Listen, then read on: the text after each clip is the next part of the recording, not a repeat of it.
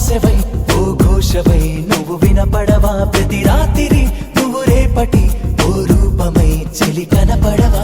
తీయని ఈ హాయిని నేనేమని కానగలను ధన్యోస్మని